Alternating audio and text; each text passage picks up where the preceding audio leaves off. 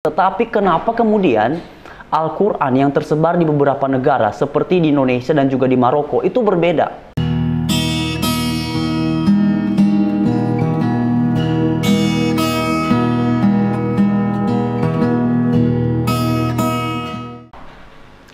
Shalom teman-teman, damai sejahtera Tuhan beserta dengan kalian semua, dan semua teman-teman berada dalam keberkatan dan perlindungan Tuhan Yesus Kristus yang luar biasa mengasihi kita semua. Nah teman-teman sekalian, dalam bagian ini kita akan sama-sama lagi menanggapi mengenai klaim yang disampaikan oleh seseorang yang sekarang beliau ini sudah menjadi mualaf. Dan karena itu teman-teman, seperti biasa sebelum kita berkomentar lebih lanjut, mari sama-sama terlebih dahulu kita dengarkan apa yang disampaikannya dalam cuplikan video berikut ini. Tato, saya bikin tato Yesus di sini, Jesus di dada saya. Wah, malu nanti ya Yesus. Ada amat enak. Ya sampai kita bikin tato di sini. Apa sih tujuannya? Sampai akhirnya saya bikin tato, tapi tato ini malah jadi pertanyaan sendiri dalam diri saya gitu. Kenapa sih lu bikin tato Yesus gitu loh? Oh iya juga ya, kenapa ya? Oh karena gue cinta sama dia, yakin cinta sama dia, emang kenal sama dia, emang dia siapa sih? Dia Tuhan, tau dari mana dia Tuhan? Jadi saya malah dihantui sama pertanyaan-pertanyaan seperti itu ketika saya ngaca gitu. Oh iya juga ya, sampai akhirnya dari mana saya harus cari tahu Yesus sebenarnya gitu loh. Baca Alkitab, balik baca Alkitab.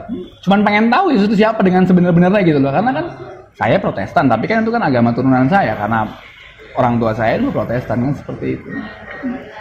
Sampai akhirnya setelah mulai coba pelajari Bible, ya justru malah banyak kejanggalan-kejanggalan saya temukan gitu loh. Apalagi mengenai Trinitas itu yang mohon maaf, pendapat saya itu bisa dibilang nggak masuk akal. Logika Trinitas itu nggak benar. Satu jadi tiga, tiga jadi satu itu nggak logis menurut saya gitu. Nah teman-teman sekalian, itu adalah cuplikan videonya, dan sebelum kita memberikan tanggapan mengenai apa yang disampaikan oleh beliau ini, saya mau bertanya kepada para mualaf. Karena di dalam agama Islam diyakini bahwa Al-Quran itu diturunkan oleh Allah kepada sang Nabi, yaitu kepada Nabi Muhammad melalui malaikat Jibril. Dan artinya Al-Quran itu adalah sumbernya sama, yaitu Allah sendiri. Tetapi kenapa kemudian Al-Quran yang tersebar di beberapa negara seperti di Indonesia dan juga di Maroko itu berbeda? Harusnya kan sama seperti Alkitabnya orang Kristen, karena diyakini sumbernya sama, sekalipun kemudian diterjemahkan ke dalam berbagai bahasa, ratusan ataupun ribuan bahasa, semuanya sama, baik dari kitab Kejadian sampai kepada kitab Maleakhi, mulai dari kitab Matius sampai kepada kitab Wahyu, semuanya sama, tidak ada perbedaan. Yang membedakannya hanya aspek bahasanya saja, tapi pesan utama, isi, juga seluruh riwayat yang ada di dalamnya adalah sama.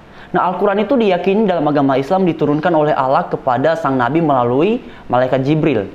Tetapi kenapa kemudian Al-Quran itu di beberapa negara berbeda isinya? Salah satu contohnya adalah mengenai Al-Quran yang ada di Indonesia dengan Al-Quran yang ada di Maroko dan beberapa negara yang lain itu tidak sama.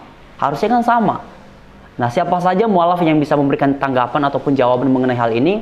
Ya silakan berikan komentar, karena di dalam agama Islam bahkan juga argumentasi-argumentasi yang sering disampaikan oleh para mualaf ini mengatakan bahwa mengenai kisah Yesus yang benar itu adalah sebagaimana dikatakan di dalam Al-Quran. Walaupun sebenarnya dari iman Kristen secara tegas mengatakan bahwa Isa yang disebut di dalam Al-Quran itu tidaklah sama dengan Tuhan Yesus yang diyakini dijelaskan di dalam Alkitabnya orang Kristen. Tapi kan tetap saja mereka mengklaim bahwa itu sama.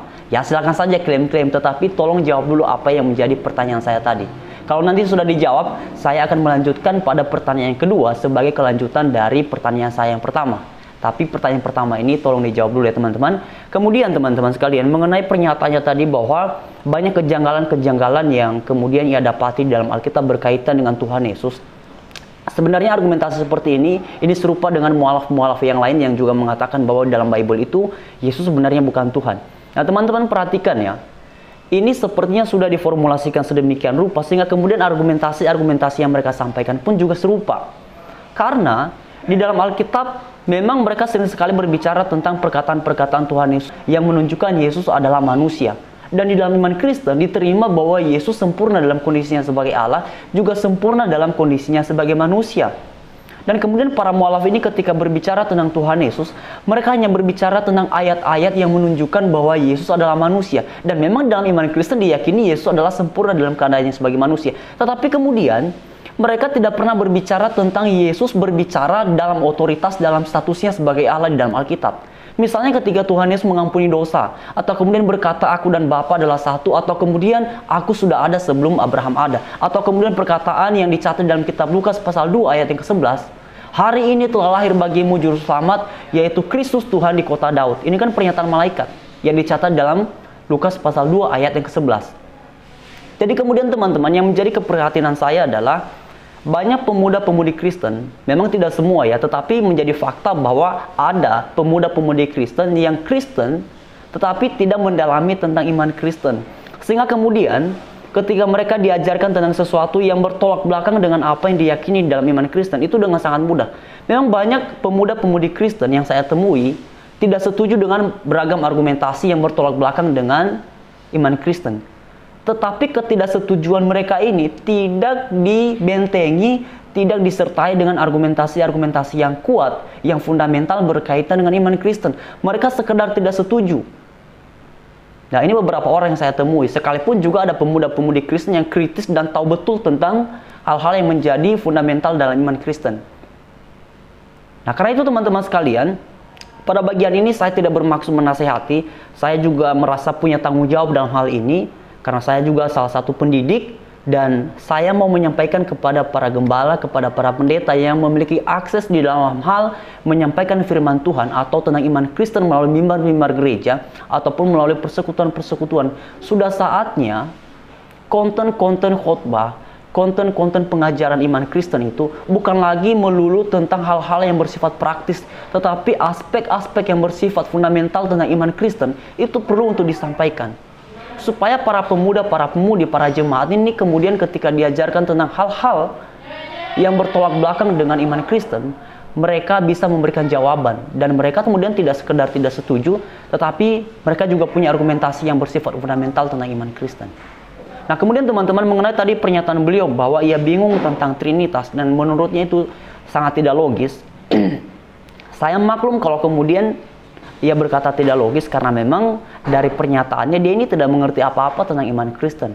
Bagi saya itu sangat logis. Bagi saya secara pribadi, karena dalam iman Kristen dibedakan antara esensi dengan pribadi. Tritunggal itu artinya 3 pribadi 1 esensi, yaitu Allah.